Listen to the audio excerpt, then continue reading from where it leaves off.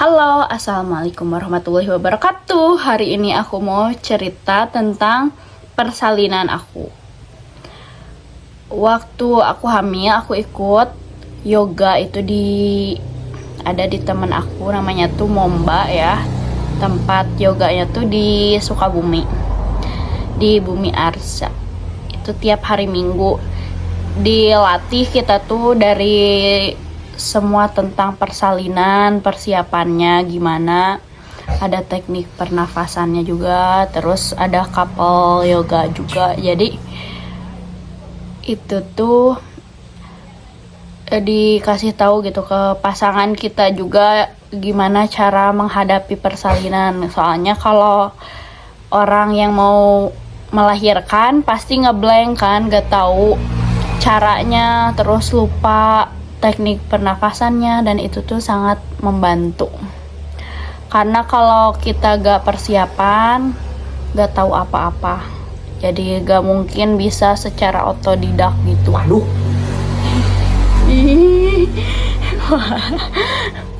Skip itu ya.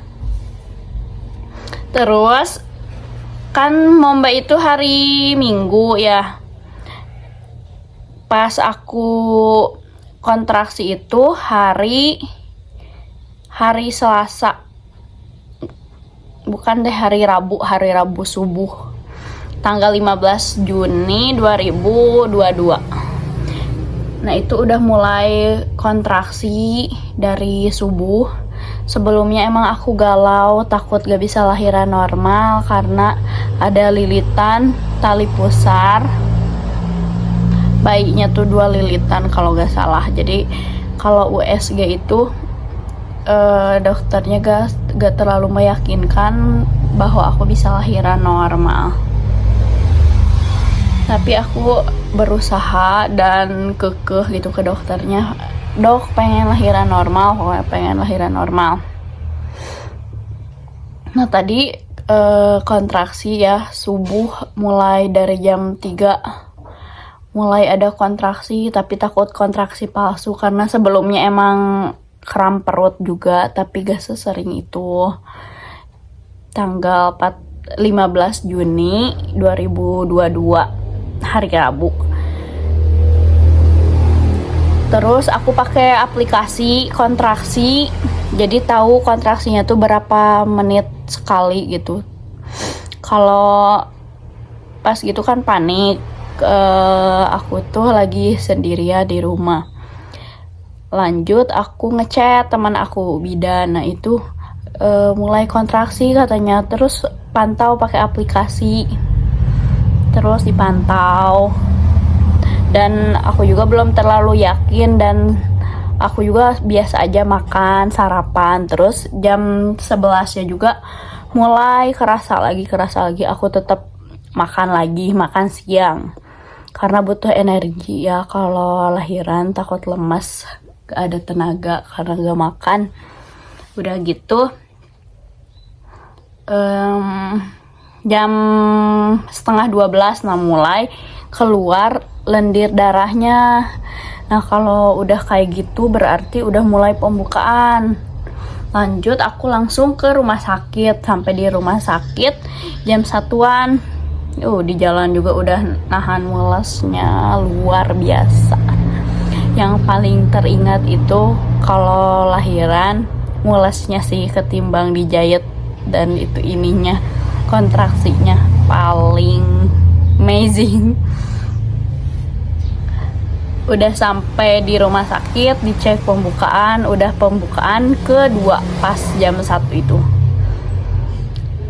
Terus 2 jam selanjutnya pembukaan ketiga.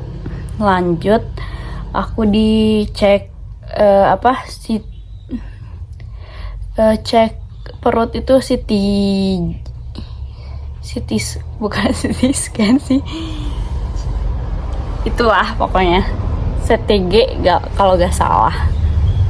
Dicek pergerakan janinnya, terus aku mulai diinfus, terus di ronsen, pokoknya semuanya dicek. Dan abis dicek itu mulai ke ruangan bersalin. Nah, aku juga makan roti lagi di situ buat tenaga karena gak bisa makan yang berat-berat. Udah mulai kerasa. Nah, harusnya pas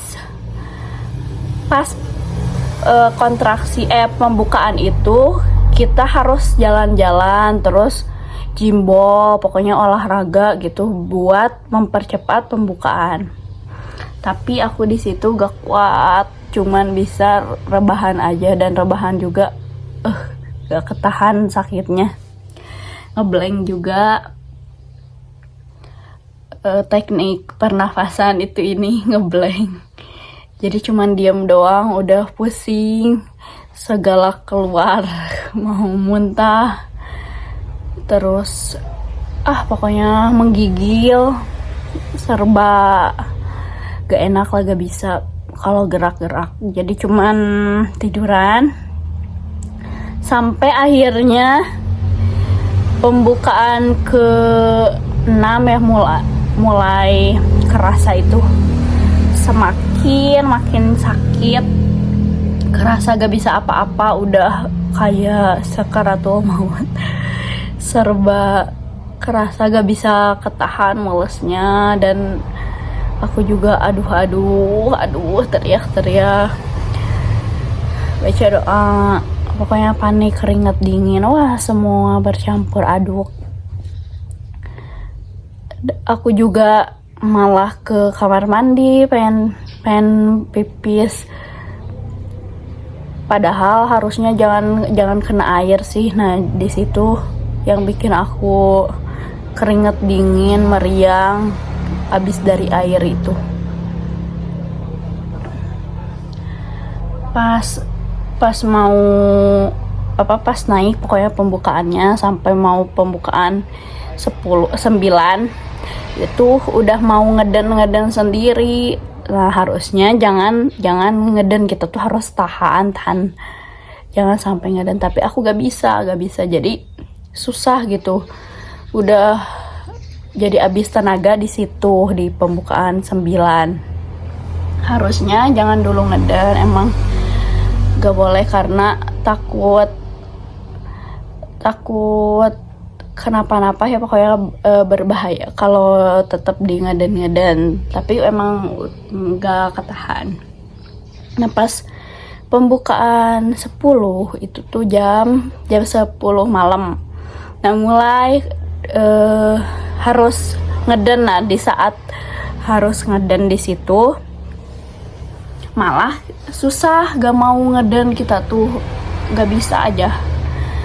Jadi malah abis sama sebelumnya ngeden tuh.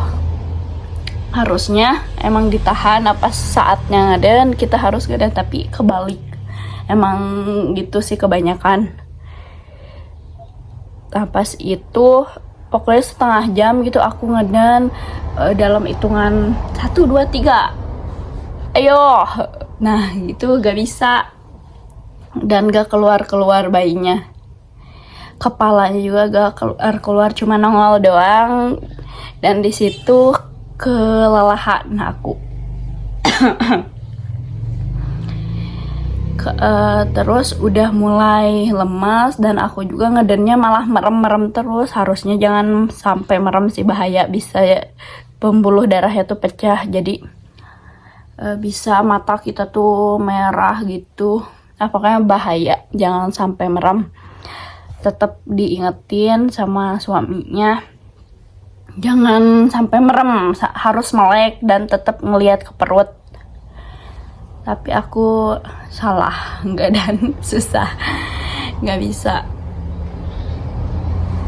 Setelah itu dokter ngambil tindakan lain kan. Aku juga udah pesimis pasti disesar kata aku. Tapi kan nanggung ya, udah kelihatan gitu kepalanya. Jadi di vakum.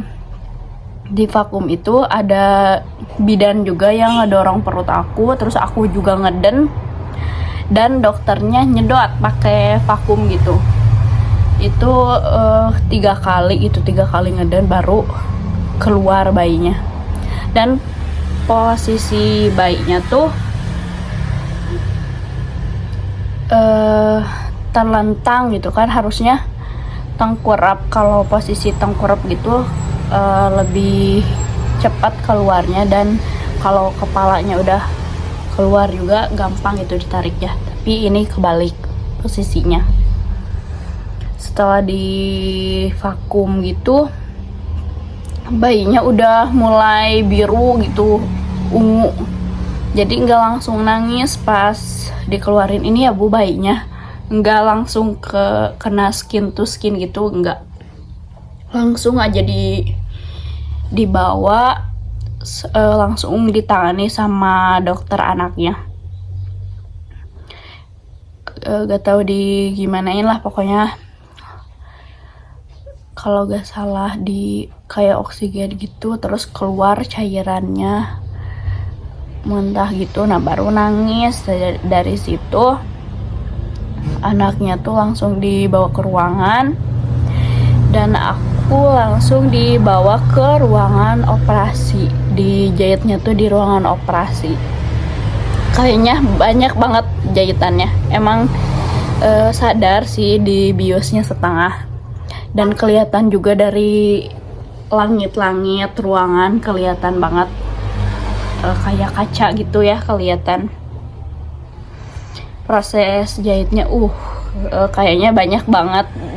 Dokternya juga gak ngasih tahu, dan kayaknya rahasia deh. Gak tahu berapa jahitan. Udah dijahit gitu, barulah bisa tidur setelah dijahitnya. Ke ruangan lagi jam berapa ya, jam 12-an lebih, jam 1-an. Nah baru dibersihin, di lap-lap gitu, bekas darah-darah di badan. Udah dilap, dimandiin setengah badan, dilap, ganti baju, barulah bisa tidur. Gak tidur sih jam 2, udah gak kerasa apa-apa sih, masih di bios juga. Dan harusnya kakinya selalu rapat, tapi aku duduknya sila, terus udah biasa kayak gitu, jadi kayak biasa aja padahal belum kerasa apa-apa. Harusnya duduknya rapat, terus kayak kalau pakai korset harus sampai paha gitu, yang dililit-lilit gitu sampai paha, biar enggak, pergerakan kakinya enggak terlalu lebar, jangan sampai ngangkang gitu ya. Jangan lebar-lebar, karena ngaruh itu tuh ke jahitan. Paginya aku sarapan, terus dilatih sama si dokternya, si bidannya, cara menyusui gitu, dikasih tahu, terus dipencet-pencet gitu si PD-nya biar keluar asinya, tapi nggak ada, susah gitu, seret, dan sakit banget. Jadi pokoknya supaya keluar, tapi susah gak keluar. Pas jam 12 siangnya, nah baru aku ketemu bayinya, digendong dan baru disusuin. Emang bayi baru lahir itu masih punya cadangan makanan, jadi kalau misalkan sehari dua hari tanpa disusuin juga masih aman, karena masih punya cadangan makanan. Pas itu baru disusuinnya jam 12 siang. Itu pun belum keluar. Setelah itu pokoknya pulang ke rumah tuh sore, baru ke rumah. Nah di rumah mulai kerasa jahitannya tuh sakit banget, soalnya disobeknya tuh emang gede banget karena kan di vakum. Kalau misalkan kentut juga nggak kerasa mau keluar ya, jadi otomatis itu gak kerasa apa-apa, sakit banget. Duduk juga gak bisa, kayak ketarik gitu, ketarik banget, nyeri banget, sampai penyembuhannya juga sebulanan aku baru bisa normal lagi, sesakit itu. Tapi yang paling keinget itu kontraksinya sih daripada jahitannya. Kalau kontraksinya kan pasti semua orang ngerasain sesakit itu. Kalau jahitan kan ada orang yang nggak dijahit juga, terus ada jahitannya sedikit. Yaitu kesakitannya pasti beda-beda. Kalau kontraksi pasti sama aja sih semuanya.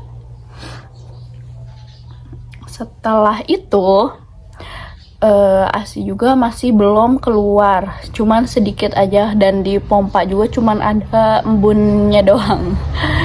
Sampai hari ketiga rewel bayi itu, jadi aku terpaksa pakai sufor. Sufornya juga sehari palingan 30 mili atau 60 mili, soalnya anaknya juga kan gak mau pakai dot gitu. Disaraninnya pakai sufor Enfamil. Aku pakai sufor itu awet banget sih, beli yang kecil bisa sampai sebulanan lebih. Jadi cuman pakai sufor itu sampai 3 bulan sih kesananya, cuman pakai pelindung puting gitu kayak dot kan, ditempelin di PD. Nah bayinya harus selalu pakai itu, gak mau DBF langsung. Tapi makin sini dari umur 4-5 bulan udah gak mau pakai pelindung puting gitu, jadi langsung. Dan ASINya juga lancar. Awalnya minum mom uung sampai berapa botol ya, 2 botolan paling. Itu cuman beberapa minggu aku minumnya, dan disaranin sama dokter tuh pakai ASI boosternya, mereknya aku dikasih ASI boosternya sama dokter tuh merek Lactamor. Itu juga nggak sampai berminggu-minggu sih, cuman buat beberapa hari doang. Dan nggak tahu sih ngaruh apa enggak, tapi kayaknya gitu-gitu aja. Yang penting kita tuh harus sering menyusui secara langsung ya. DBF harus langsung, mau sakit mau enggak harus dipaksain. Dan emang awal-awal tuh pasti sakit, pasti meriang karena jadi bengkak, cepet bengkak, harus dikompres dan harus juga dipijat laktasi gitu. Kalau aku abis lahiran sampai nifas itu pakai tukang pijit atau paraji atau dukun beranak. Itu buat ngerawat badan, kayak mijit, terus laktasi, pijat seluruh badan, terus pijat laktasi, dan mandiin bayi. Awal-awal tuh bisa juga pijat bayi. Itu ngaruh banget dari laktasi sama pijat laktasi sama ini DBF langsung nggak apa-apa. Emang kayak gitu, ibu itu perjuangannya sungguh luar biasa. Jadi harus selalu di DBF dikeluarin atau di pompa, tapi lebih bagus DBF sih. Jadi selalu harus mengosongkan PD. Kalau aku awal-awal emang stok ASI sih di freezer, cuman ribet aja, harus ngangetin, terus botolnya harus steril, dan masih banyak lagi. Kalau misalkan DBF itu ya pasti kualitas ASINya juga bagus karena langsung, terus gak usah steril ini itu, cuman ya menjaga kebersihan aja. Udah gitu, udah masalah ASI emang kebanyakan seret di awal sih, tapi ada juga yang banyak. Tapi kesininya banyak ASINya harus pakai breastpad karena pasti bocor. Belum lagi nanti mengalami fase growth spurt gitu, itu tuh bayi yang selalu pengen nyusu terus ya. Kita juga harus menyusui langsung, bagusnya menyusui langsung. Pokoknya di fase-fase itu tuh bayi pengen selalu nyusu ganti-ganti, tapi langsung kelihatan banget bedanya, langsung gede gitu bayinya, dan berat badannya juga langsung naik. Tapi kalau udah MPASI susah banget, karena banyak GTM-nya, banyak faktor GTM, dan harus pintar-pintar ibunya cari penyebabnya apa, dan banyak cara banget biar anak makan macem-macem lah, sampai ada yang unik-unik beda-beda.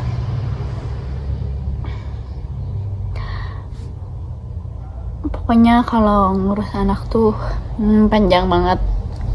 Kalau cerita lahirannya ya seperti itu, harus tips lahiran normal ya, kitanya harus sehat, gak ada riwayat penyakit apapun yang membahayakan ibu dan janinnya, jangan maksa normal.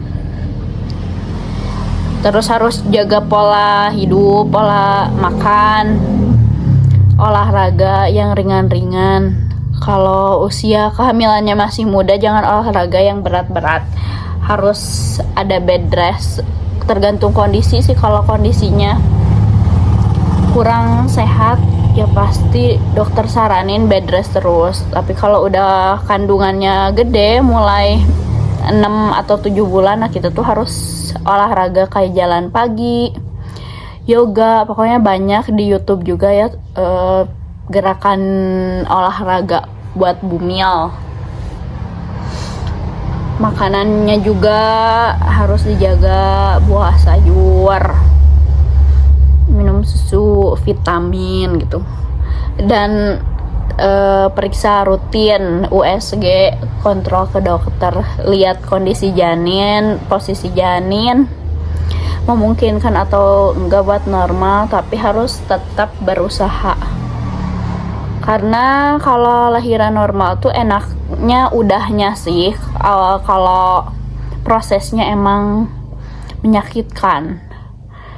Kalau sesar kan gak kerasa apa-apa di bius gitu, udah kita gak usah ngerasain kontraksi, langsung aja diambil bayinya dan bangun-bangun udah lahiran. Tapi kayak gitu juga sih, di sesar juga pasti di biosnya setengah ya, pasti kita tuh sadar, ada yang sadar sih, kebanyakan gitu kan, harus melek matanya, terus perut kita dibelek. Tapi seudahnya efeknya pasti jangka panjang, walaupun erak, prosesnya erak, tapi sama aja dibelek, dan efek kepanjangannya tuh sama. Beda obatnya sih, jadi pemulihannya lebih cepat. Tapi kalau jangka panjangnya pasti kerasa terus sih. Pengalaman kakak aku juga 3 kali di sesar gitu, walaupun anaknya udah gede ya, udah SD mau SMP, tapi tetap suka ada keluhan nyeri di bagian ininya, jahitannya. Dan jangan olahraga yang berat, terus angkat beban, pokoknya jangan yang berat-berat gitu. Kalau normal, kalau udahnya udah pemulihan jahitan bla bla bla, dan udah biasa lagi aja, bisa melakukan aktivitas seperti sedia kala. Cuman ya prosesnya lumayan kayak ngerasain kontraksi yang gitu, tapi efek jangka panjangnya lebih enak normal. Kebanyakan kata orang-orang juga seperti itu. Bahkan kalau kita bisa gitu ngedennya dan sesuai instruksi bidan atau dokternya, bisa loh tanpa dijahit. Ada teman aku juga yang anaknya 2, tapi dua-duanya gak dijahit, mantap. keren. Tapi susah sih. Nah kayak gitu cerita kelahiran. FYI sebelumnya aku tuh kontrol dari awal sampai 8 bulan di rumah sakit Eka Hospital sama dokter Wiku. Dokter Wiku tuh Veta Materna. FYI dulu tuh aku kan tinggal di Banten, di Maja. Di situ tuh susah rumah sakit, dan rumah sakit yang lengkap alatnya tuh pasti di Jakarta dan di Tangerang. Jadi aku kontrolnya dari awal kehamilan tuh pertamanya di Hermina Sukabumi. Pas cek pertama kali tes pack itu positif, langsung ke Hermina. Dan di situ belum ada kantung kehamilan karena baru penebalan rahim gitu, penebalan dinding rahim. Jadi belum bisa dipastikan. Nah, suruh datang lagi 2 minggu atau seminggu selanjutnya. Terus aku kan tinggalnya di Maja Banten ya. Nah, di situ rumah sakitnya kurang lengkap gitu. Jadi harus ke Tangerang atau ke Jakarta. Nah, aku kontrolnya di Tangerang di Eka Hospital sama dokter Wiku. Kebanyakan yang ditangani dokter Wiku tuh kehamilan yang beresiko. Karena aku hamil pertama, pasti kan pengen semuanya yang terbaik. Khawatir juga karena kan belum kelihatan kantung kehamilannya. Was-was lo, takutnya kan posisi janinnya takut di luar rahim. Tapi alhamdulillah aman. Nah, dokter Wiku itu kan feto maternal, khusus menangani kehamilan yang beresiko, kebanyakannya juga di sesar. Dan aku juga takutnya kan nggak normal, takut masih bisa diusahakan normal tapi di sesar gitu, aku gak mau. Tapi banyak juga sih yang bisa lahiran normal. Nah, dari awal juga di tesnya USG biasa langsung dari perut, tapi lengkap. Di situ ada 2D, 3D, 4D. Jadi lengkap banget, bisa ngeliat secara jelas gitu dari pertama kehamilan. Kalau di Hermina Sukabumi belum jelas USG-nya. Cuman ada 2D ya, apa 3D, pokoknya bukan 4D.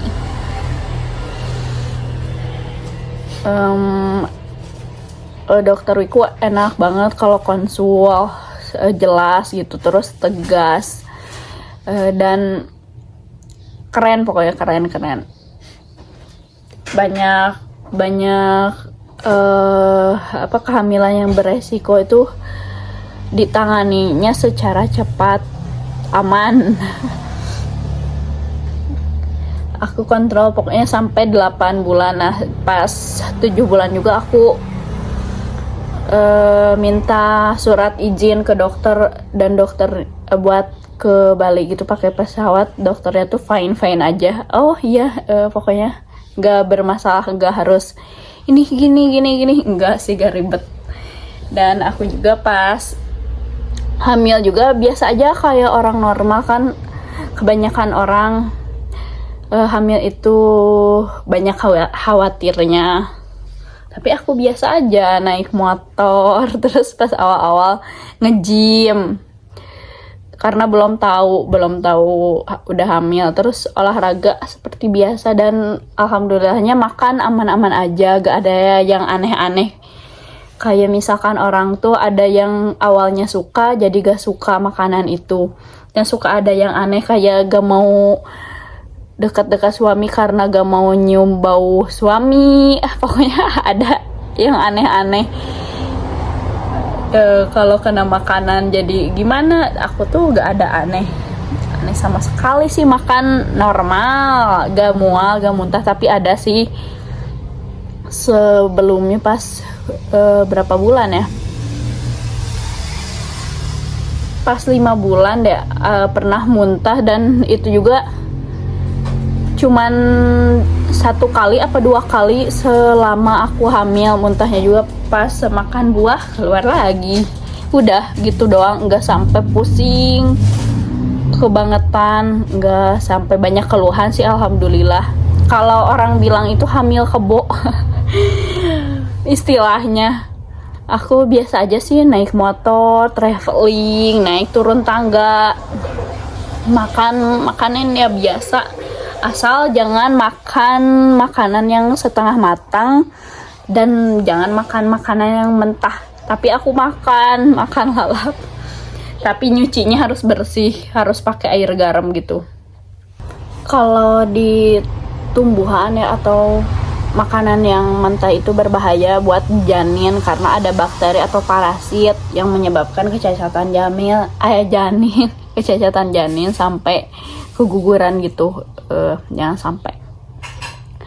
Nah, parasit yang ada di sayuran atau makanan mentah, toksoplasma, itu bisa menyebabkan kecacatan atau kematian janin. Jadi ya, jangan makan makanan yang mentah atau setengah matang.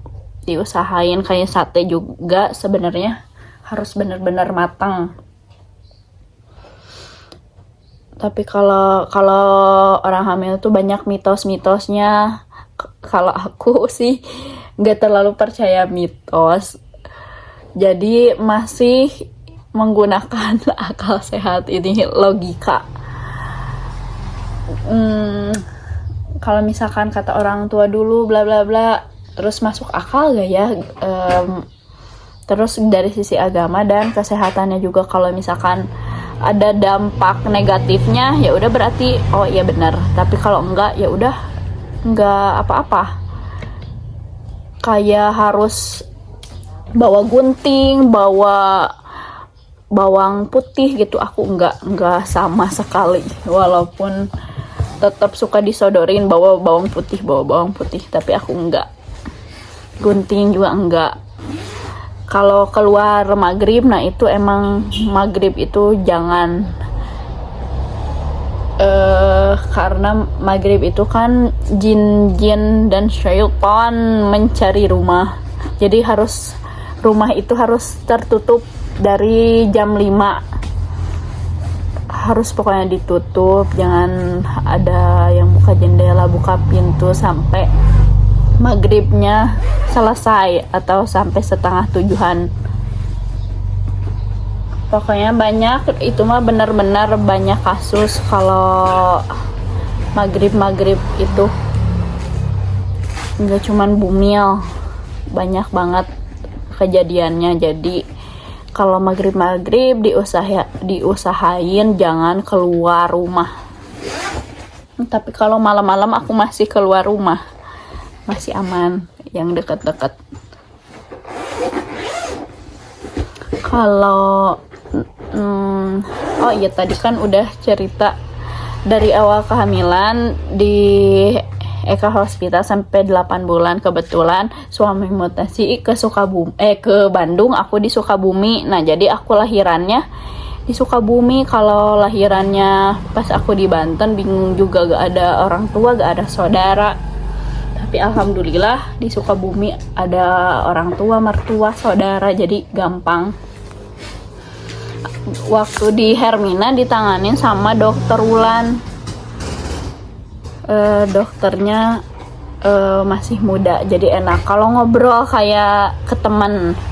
Penjelasannya juga enak, mudah dicerna sama kita.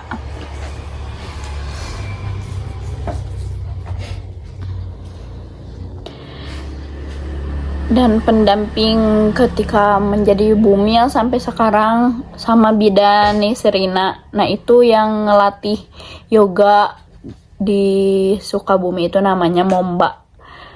Buat para Bumil, nah di situ aja olahraganya. Benar-benar dibimbing dari Bumil sampai sekarang, dikasih tahu cara-caranya, gak pelit ilmu. Terus dikasih tahu cara mandiin anak.